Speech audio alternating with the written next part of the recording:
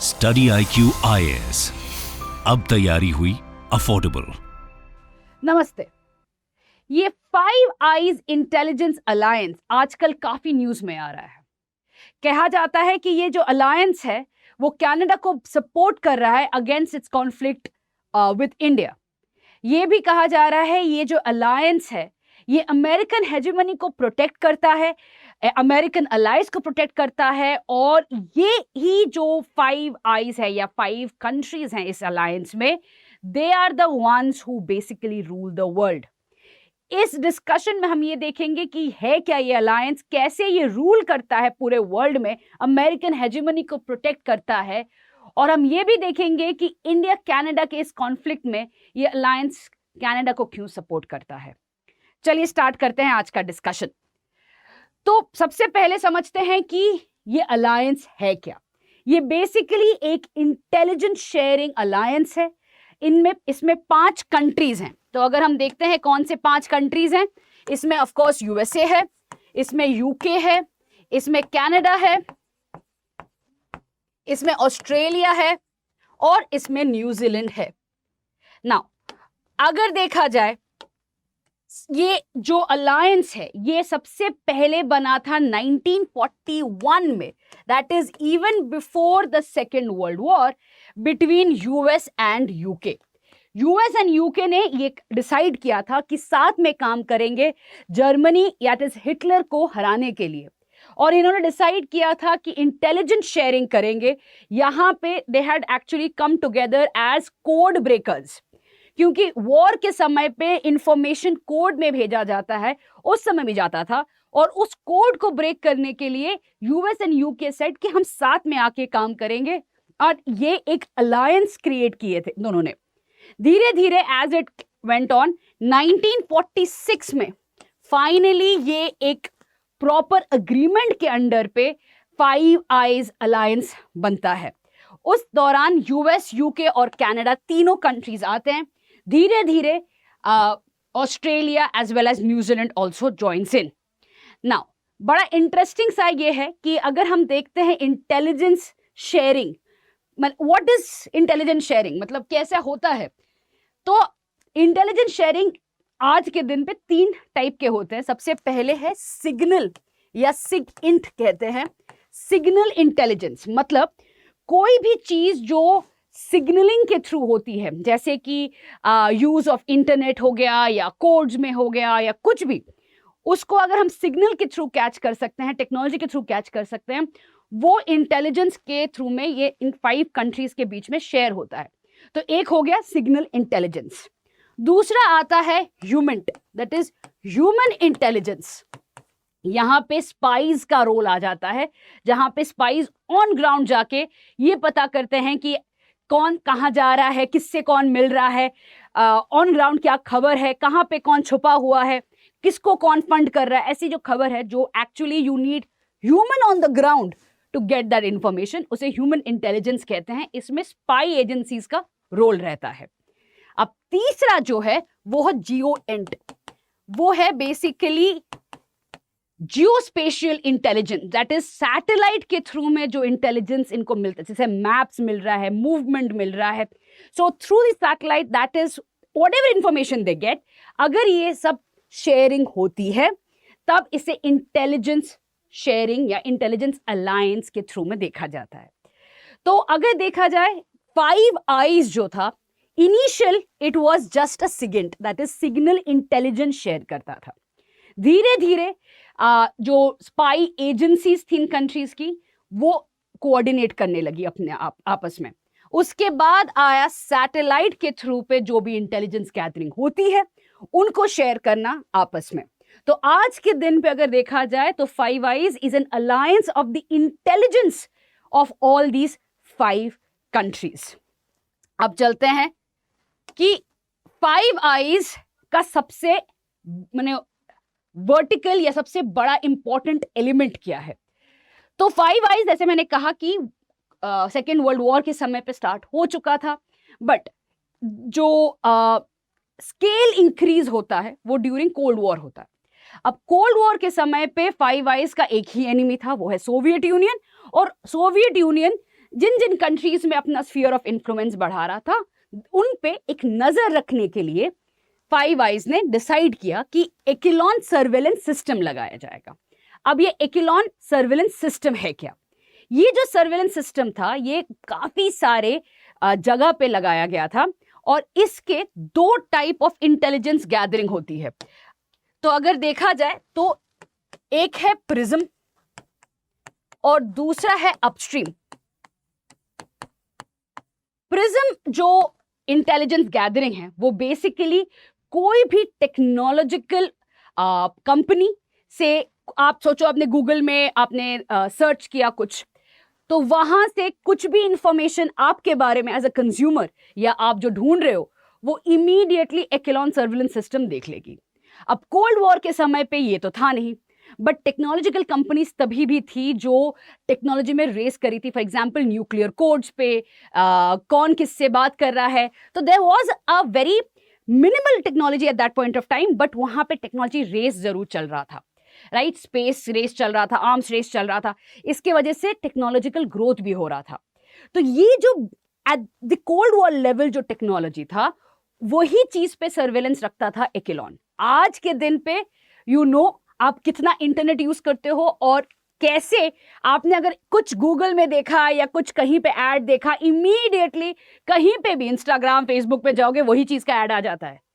ये जो इंफॉर्मेशन है, companies are bound to give it to other people or their own government. अब दूसरा है अपस्ट्रीम। अपस्ट्रीम इंटेलिजेंस के कई सारे पार्ट्स होते हैं, बट लार्जली देखा जाता है इट इज बेसिकली कुछ भी information that is pass through direct communication और थ्रू ऑप्टिक फाइबर कम्युनिकेशन। सो आज के दिन पे हम बात कर सकते हैं कॉल टैपिंग की, या हम बात कर सकते हैं कि किसी का फोन टैप करना, जैसे पेगासस सॉफ्टवेयर है and so many other software है दैट। बट कोल्ड वॉर के समय पे अपस्ट्रीम जो था वो बेसिकली किसी के घर पे बग करना, या फोन टैपिंग की बात हो रही है, या basically office bugging and all of that पे, इसी चीज पे फोकस था by the Echelon surveillance system. But ये जो एक्लॉन सर्विलेंस सिस्टम था बड़ा इंटरेस्टिंग है कि इसके बारे में 5 कंट्रीज के अलावा किसी को पता नहीं था। 1970s में एक जो इसमें काम करता था, सिस्टम में काम करता था, उन्होंने पहली बार एज अ विसल ब्लोअर इसके बारे में मेंशन किया था, पर तभी भी कंट्रीज ने इस पे ध्यान नहीं दिया। फाइनली 2013 में एडवर्ड स्नोडेन ने इसके बारे में बात की और कई सारे ऐसे डॉक्यूमेंट्स, जैसे कि प्रिज्म सर्विलेंस सिस्टम या अपस्ट्रीम सर्विलेंस सिस्टम के बारे में उस डॉक्यूमेंट्स में लिखा हुआ था।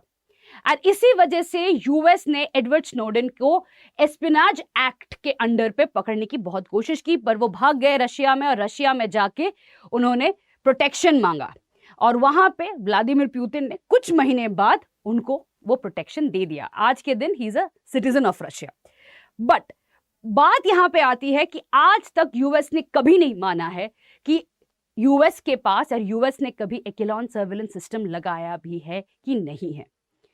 यूरोपियन यूनियन में ये जरूर बात हुई है, यूके ने कहा है कि हाँ ऐसा कुछ सिस्टम है, but it is not something that it uses on a regular basis because it harms sovereignty of countries.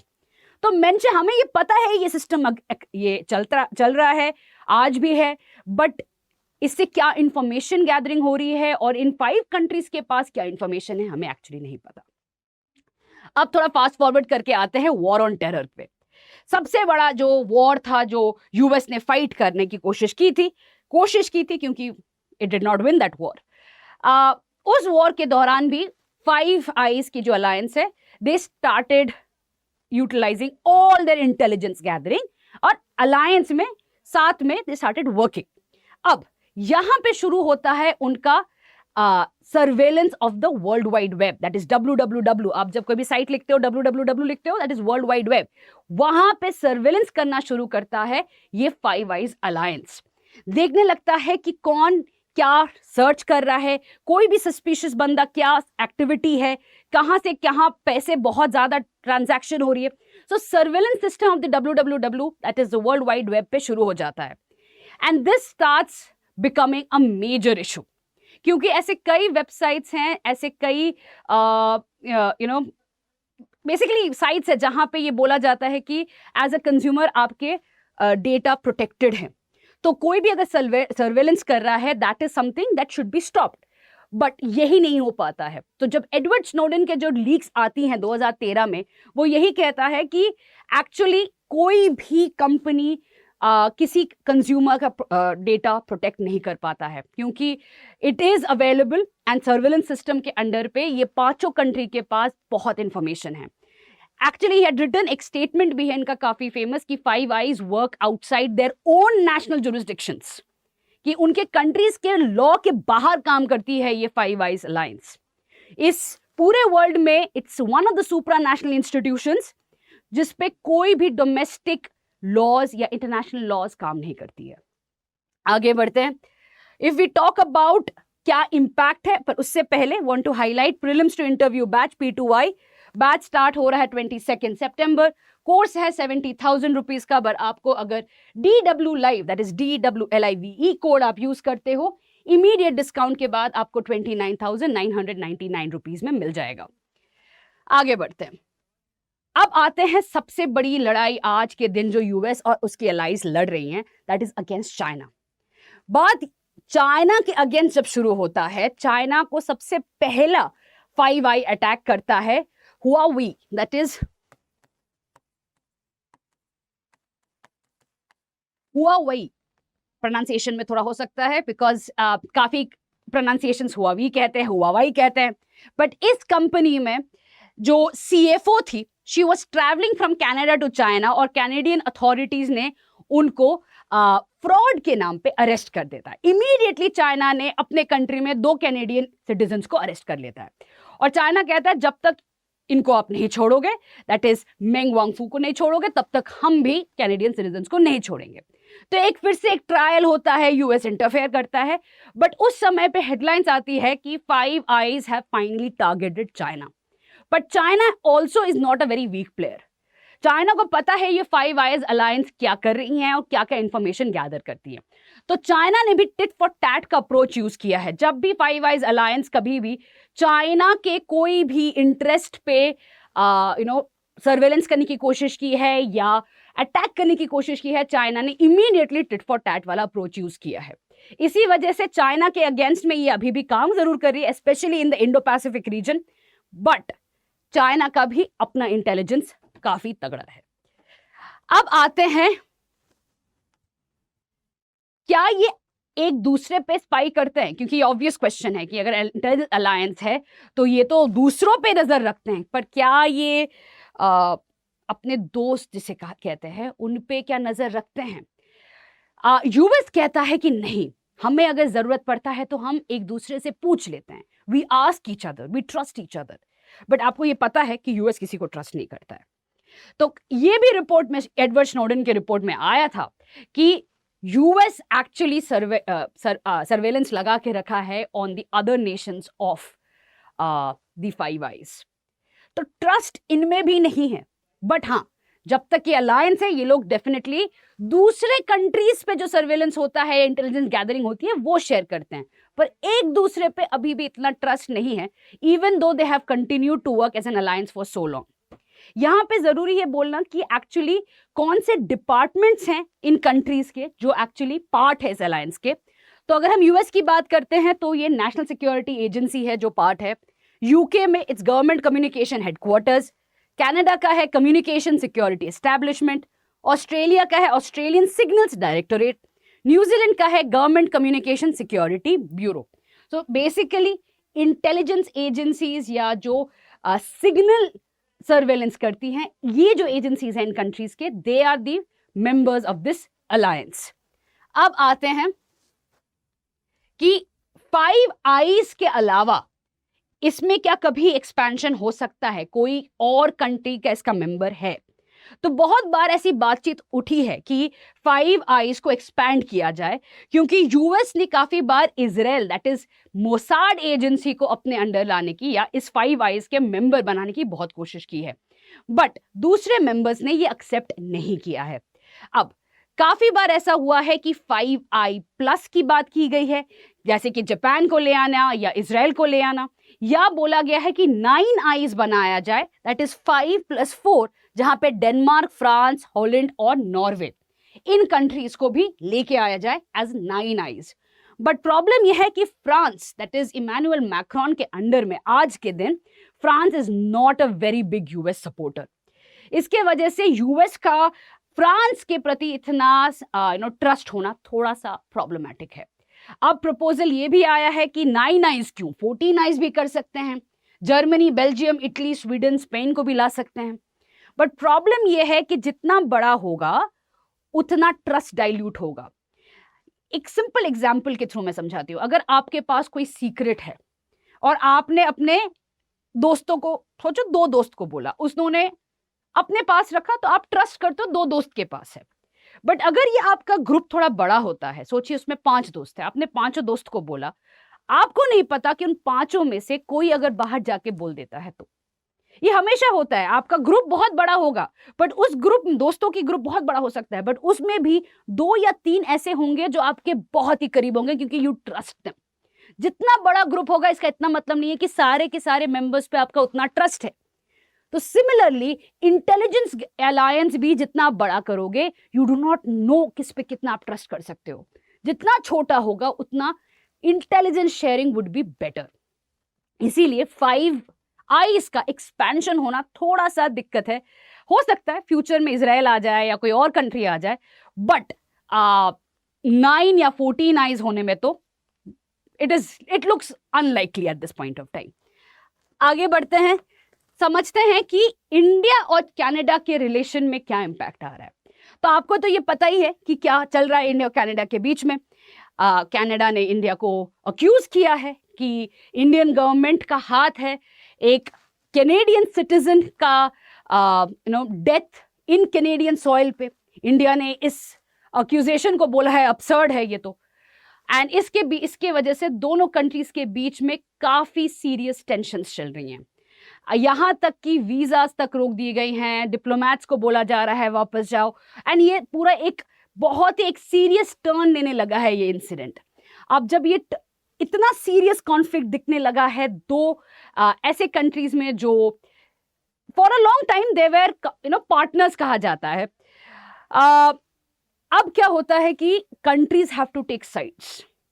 अब जो 5 आईज अलायंस है उसमें से यूएस, ऑस्ट्रेलिया, इन दोनों ने आउटराइटली सपोर्ट किया है कनाडा को। आउटराइटली बोला है कि कनाडा का एब्सोल्यूट राइट है कि इंडिया से ये मांगना कि क्योंकि क्रेडिबल इंफॉर्मेशन है, तो इंडिया से ये बोलना कि भैया आप इस जस्टिस के प्रोसेस में पार्टिसिपेट करो। बट यहां पे यूके और न्यूजीलैंड ने कहा है कि इट विल टेक टाइम। ऐसा नहीं है कि it's going to take its due process, किसी पे उंगली उठाना सही नहीं होगा। बट कहा जा रहा है कि 5 आईज अलायंस G20 समिट से पहले एक मीटिंग हुई थी जहां पे ये अलायंस ने कनाडा के जस्टिन ट्रूडो को सपोर्ट किया था, और इसी वजह से आज जस्टिन ट्रूडो का जो अटेम्प्ट है टू टॉक अबाउट और अक्यूज इंडिया, उसके पीछे 5 आईज अलायंस का सपोर्ट है। इसका इंपैक्ट क्या होने वाला? इसका इंपैक्ट ये है कि यूएस धीरे धीरे it's going to start becoming very it's going to play pressure tactics on India. Already करने लगा है, बट ये प्रेशर टैक्टिक्स चलता रहेगा, और इसके वजह से यूके पे भी प्रेशर आ सकता है कि यूके का जो अभी इंडिया के साथ FTA टॉक्स चल रही है उसको भी इम्पैक्ट हो सकता है, उस पर भी इम्पैक्ट हो सकता है। तो कहीं ना कहीं इम्पैक्ट दिखने लगेगा अगर 5 eyes alliance will come together to support Canada. आगे देखना पड़ेगा कि कैसे ये जियोपॉलिटिकल इवेंट अनफोल्ड करता है, but at this point of time it doesn't look that Canada इसमें अकेला है। इसी के साथ ये डिस्कशन खत्म करते हैं। Thank you. Study IQ IAS, अब तैयारी हुई अफोर्डेबल।